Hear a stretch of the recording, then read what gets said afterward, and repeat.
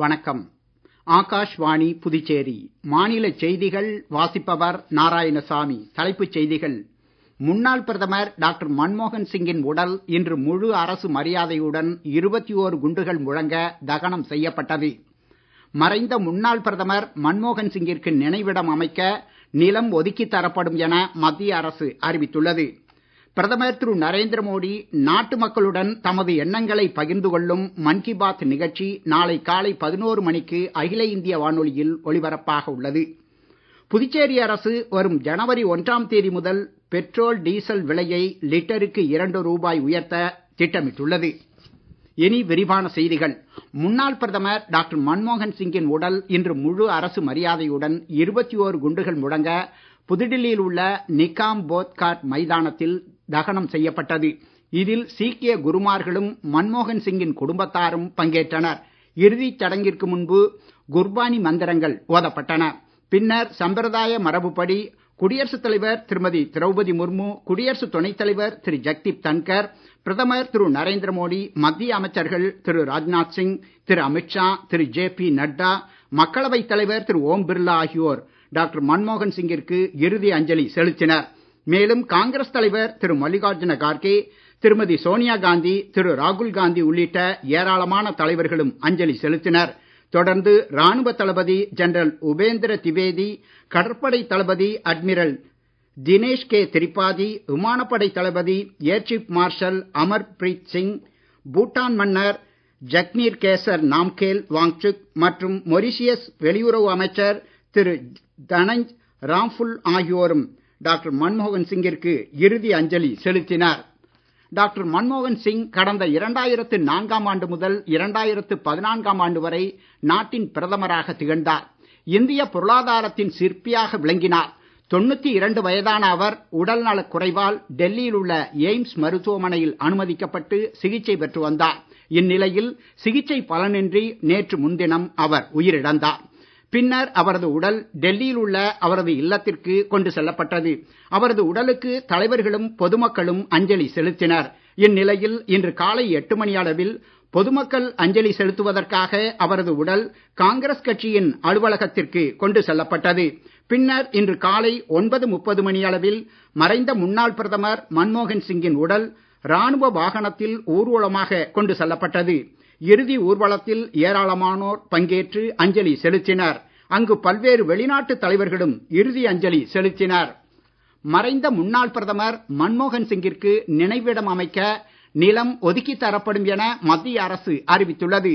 இது தொடர்பாக மத்திய உள்துறை அமைச்சகம் வெளியிட்டுள்ள அறிக்கையில், மன்மோகன் சிங்கிற்கு நினைவிடம் அமைக்க இடம் ஒதுக்கித் தர வேண்டும் என்று காங்கிரஸ் தலைவர் திரு மல்லிகார்ஜுன கார்கே வேண்டுகோள் விடுத்துள்ளதாக தெரிவிக்கப்பட்டுள்ளது. அதன்படி மத்திய அமைச்சரவை கூட்டத்திற்கு பிறகு டாக்டர் மன்மோகன் சிங்கிற்கு நினைவிடம் அமைக்க இடம் ஒதுக்கித் தர மத்திய உள்துறை அமைச்சர் திரு அமித்ஷா உத்தரவிட்டுள்ளதாக அந்த அறிக்கையில் தெரிவிக்கப்பட்டுள்ளது. இது தொடர்பாக காங்கிரஸ் தலைவர் திரு மல்லிகார்ஜுன கார்கேயும் மறைந்த முன்னாள் பிரதமர் மன்மோகன் சிங்கின் குடும்பத்தாருக்கும் தகவல் தெரிவிக்கப்பட்டுள்ளதாக கூறப்பட்டுள்ளது. முன்னாள் பிரதமர் டாக்டர் மன்மோகன் சிங்கின் மறைவுக்கு மத்திய அமைச்சரவையில் இரங்கல் தெரிவிக்கப்பட்டது. டெல்லியில் பிரதமர் திரு நரேந்திர மோடி தலைமையில் மத்திய அமைச்சரவை கூட்டம் நேற்று கூடியது. இதில் மன்மோகன் சிங்கின் அளப்பரிய பணிகளுக்கு மரியாதை செலுத்தும் வகையில் இரங்கல் தெரிவிக்கப்பட்டது. அவரது மறைவை ஒட்டி அரசு சார்பில் 7 நாள் துக்கம் அனுசரிக்கப்படுகிறது. இதனிடையே நேற்று புதுடில்லியில் நடைபெற்ற காங்கிரஸ் காரிய கமிட்டி கூட்டத்தில் மன்மோகன் சிங் மறைவுக்கு இரங்கல் தெரிவிக்கப்பட்டது.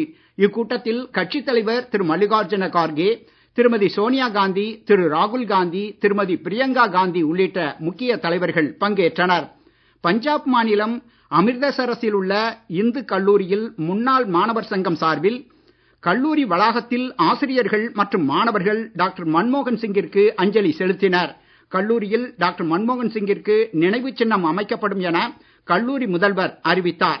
டாக்டர் மன்மோகன் சிங் இக்கல்லூரியில் 1951ஆம் ஆண்டு முதல் 1953ஆம் ஆண்டு வரை பொருளாதாரம் படித்தவர் என்பது குறிப்பிடத்தக்கது. புதுச்சேரியில் டாக்டர் மன்மோகன் சிங் மறைவையொட்டி கடற்கரை சாலையில் அமைந்துள்ள நகராட்சி அலுவலக கட்டிடத்தில் அவரது திருவுருவ படத்திற்கு அரசு சார்பில் அஞ்சலி செலுத்தப்பட்டது.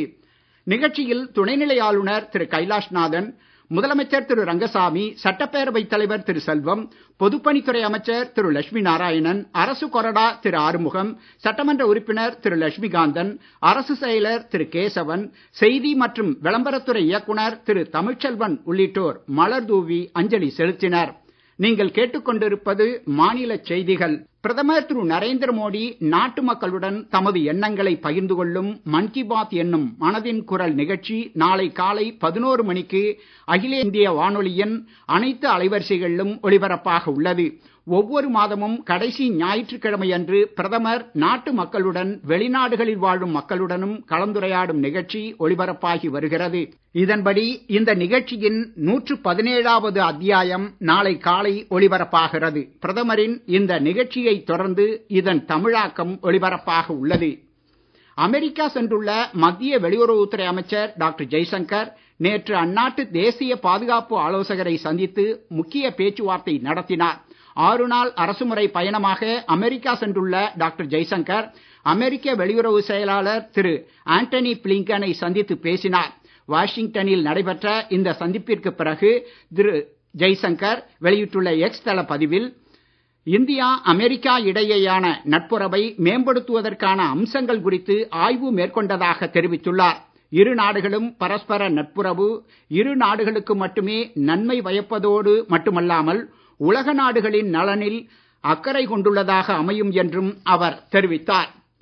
புதுச்சேரியில் புத்தாண்டு மற்றும் தலைக்கவசம் தொடர்பான ஆலோசனைக் கூட்டம் மாநில உள்துறை அமைச்சர் திரு நமச்சிவாயம் தலைமையில் நேற்று நடைபெற்றது.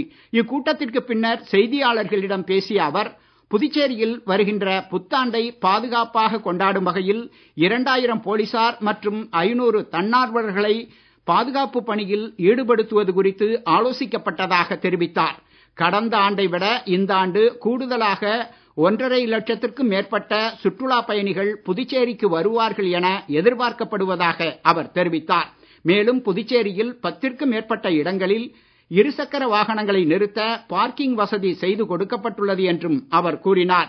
புத்தாண்டு கொண்டாட்டங்களை நள்ளிரவு 12:30 மணிக்குள் முடித்துக் கொள்ள வேண்டும் என்றும் அவர் தெரிவித்தார். வரும் ஜனவரி மாதம் 12ஆம் தேதி முதல் வாகன ஓட்டிகள் கட்டாயம் தலைக்கவசம் அணிய வேண்டும் என்றும், மீறினால் கட்டாயம் அபராதம் விதிக்கப்படும் என்றும் அவர் எச்சரிக்கை விடுத்துள்ளார். கூட்டத்தில் காவல்துறை தலைவர் ஷாலினி சிங் உள்ளிட்ட காவல்துறை உயர் அதிகாரிகள் பங்கேற்றனர். நடப்பு நிதியாண்டில் இந்தியா அதிக நிலக்கரி உற்பத்தியை கண்டுள்ளதாக மத்திய சுரங்க அமைச்சகம் தெரிவித்துள்ளது. இது கடந்த ஆண்டு 997.82 மில்லியன் டன்னாக இருந்தது என்றும், இதற்கு முந்தைய ஆண்டில் 893.19 மில்லியன் டன்னாக இருந்தது என்றும் தெரிவித்துள்ளது. இது தொடர்பாக மத்திய நிலக்கரி அமைச்சகம் வெளியிட்டுள்ள அறிக்கையில், இந்தியாவில் கடந்த 15ஆம் தேதி நிலவரப்படி 963.11 மெட்ரிக் டன் நிலக்கரி உற்பத்தி செய்யப்பட்டுள்ளதாக தெரிவித்துள்ளது. ஆத்ம நிர்பர் பாரத் திட்டத்தின் கீழ் நிலக்கரி உற்பத்தி அடுத்த 5 ஆண்டுகளில் மேலும் உயரும் என எதிர்பார்க்கப்படுவதாக அமைச்சகம் தெரிவித்துள்ளது. புதுச்சேரி அரசு மாநிலத்தின் வருவாயை பெருக்கும் நோக்கில் அண்டை மாநிலங்களில் நிலவும் பெட்ரோல் டீசல் விலை வேறுபாட்டை குறைக்க நேற்று வெளியிடப்பட்ட அரசாணை எண் 15 படி மதிப்பு கூட்டப்பட்ட வரி சட்டம் 2007 படி பெட்ரோல் மற்றும் டீசலுக்கான விலை வரும் ஜனவரி 1ஆம் தேதி முதல் 2 ரூபாய் உயர்த்தப்படும் என்று அறிவிக்கப்பட்டுள்ளது. இந்த பெட்ரோல் டீசல் மீதான வாட் வரியை உயர்த்த துணைநிலை ஆளுநர் திரு கைலாஷ்நாதன் ஒப்புதல் அளித்துள்ளார். இந்த விலை உயர்வு புதுச்சேரியின் அனைத்து பிராந்தியங்களிலும் அமல்படுத்தப்படுகிறது. இந்திய நேபாள ராணுவத்தின் 18வது கூட்டு ராணுவ பயிற்சி வரும் 31ஆம் தேதி முதல் அடுத்த மாதம் 13ஆம் தேதி வரை நேபாளத்தில் நடைபெற உள்ளது. காடுகளில் போர் பயிற்சி, தீவிரவாத எதிர்ப்பு நடவடிக்கைகள், பேரிடர் காலங்களில் மனிதாபிமான உதவிகளை மேற்கொள்ளுதல் போன்றவற்றை நோக்கமாக கொண்டு இந்த பயிற்சி மேற்கொள்ளப்படுவதாக பாதுகாப்பு அமைச்சகம் தெரிவித்துள்ளது. மீண்டும் தலைப்புச் செய்திகள். முன்னாள் பிரதமர் டாக்டர் மன்மோகன் சிங்கின் உடல் இன்று முழு அரசு மரியாதையுடன் 21 குண்டுகள் முழங்க தகனம் செய்யப்பட்டது. மறைந்த முன்னாள் பிரதமர் மன்மோகன் சிங்கிற்கு நினைவிடம் அமைக்க நிலம் ஒதுக்கி தரப்படும் என மத்திய அரசு அறிவித்துள்ளது. பிரதமர் திரு நரேந்திர மோடி நாட்டு மக்களுடன் தமது எண்ணங்களை பகிர்ந்து கொள்ளும் மன் கி பாத் நிகழ்ச்சி நாளை காலை 11 மணிக்கு அகில இந்திய வானொலியில் ஒலிபரப்பாக உள்ளது.